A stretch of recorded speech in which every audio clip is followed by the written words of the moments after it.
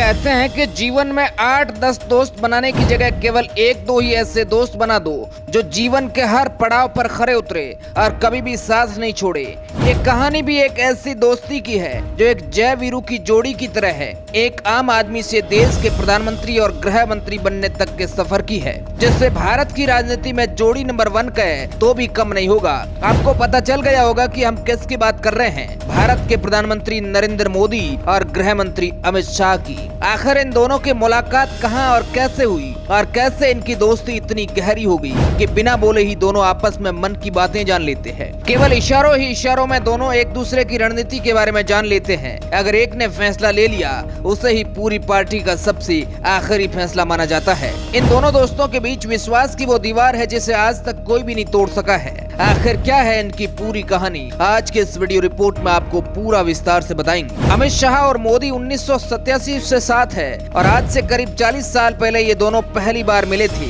जिस प्रकार एक नॉर्मल आदमी मिलते हैं, ठीक उसी प्रकार तब किसी ने नहीं सोचा था कि इन दोनों की ये मुलाकात आगे चलकर एक लंबी यारी में बदल जाएगी। ये बात उन दिनों की है जब नरेंद्र मोदी राष्ट्रीय स्वयंसेवक संघ यानी आरएसएस के प्रचारक थे, तो अहमदाबाद में आरएसएस के एक कार्यक्रम में उनकी मुलाकात अमित शाह से हुई थी। अमित शाह उस वक्त सिर्फ 17 साल के थे। कहा जाता है कि उसी कड़ी में 1982 के आसपास अहमदाबाद की नारायणपुरा शाखा में शाह की मोदी से मुलाकात हुई थी। उस वक्त नरेंद्र मोदी संघ के प्रचारक थे और तब तक मोदी जी की काफी अच्छी छवि बन गई थी। साल 1983 में अखिल भारतीय विद्यार्थी परिषद की सदस्यता ग्रहण करने के साथ ही अमित शाह ने सियासी दुनिया में कदम रख दिया था। 1986 में उन्होंने बीजेपी ज्वाइन की और उसी दौरान नरेंद्र मोदी को भी संघ से बीजेपी में भेजा गया। इस तरह ये दोनों राजनेता लगभग एक ही दौर में बीजेपी में शामिल हुए थे। इसके बाद भी संघ के आयोजनों में अमित शाह नरेंद्र मोदी से मिलते रहे। कहते हैं कि आरएसएस में प्रचारक का दायित्व संभाल रहे मोदी को जब बीजेपी में जाने के लिए कहा गया तो इसके बारे में मोदी ने सबसे पहले अमित शाह को बताया था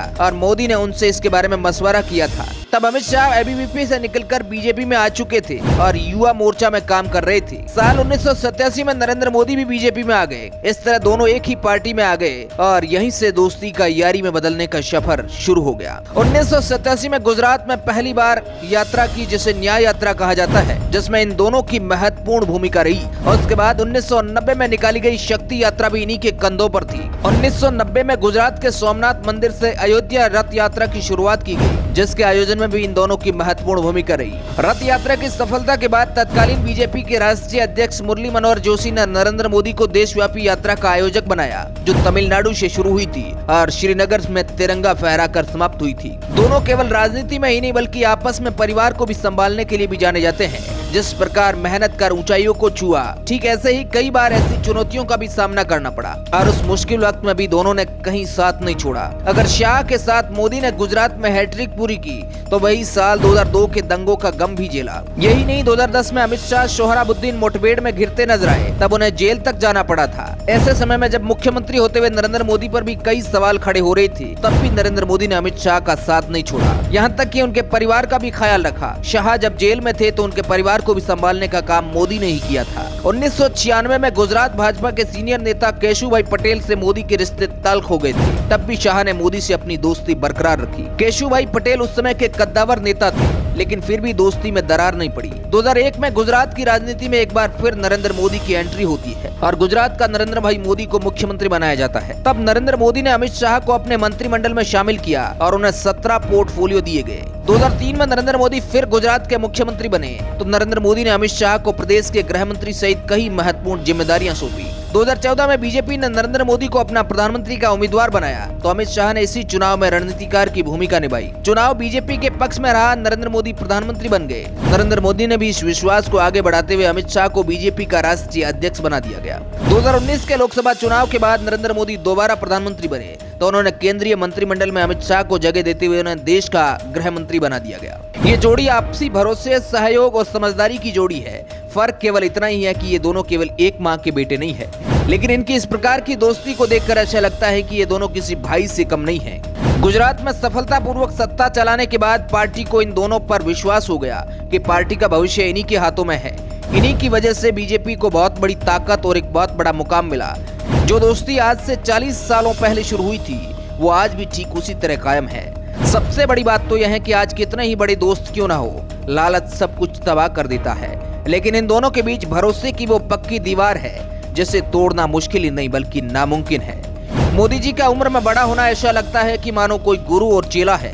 अगर हम इनके करीबियों की बात करें तो इनका कहना है कि इन दोनों के बीच कभी भी एक दूसरे के हितों का टकराव नहीं हुआ है, क्योंकि इन दोनों नेता अपने अपने काम में निपुण हैं, कुशल है। जहां भी कोई बड़ा फैसला लेना होता है वहां पर सलाह मशवरा लेने में बिल्कुल भी नहीं हिचकिचाते हैं।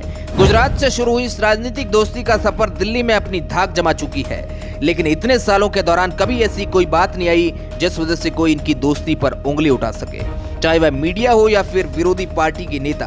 किसी को भी इस दोस्ती को फीका करने की न्यूज कभी भी नहीं मिली है और शायद ही ऐसी न्यूज ब्रेकिंग न्यूज बन सकेगी, क्योंकि दोनों ही नेता अपने अपने काम में महारत हासिल कर चुके हैं और ना ही अपने काम में वे किसी की दखलंदाजी पसंद नहीं करते हैं। कभी कभी भाषण के दौरान भी आपने देखा होगा कि जहां मोदी कुछ बोल जाते हैं वहां अमित शाह खुद चुप हो जाते हैं और जहां शाह बोल रहे होते हैं वहां पर मोदी अपने शब्दों को विराम लगा देते हैं।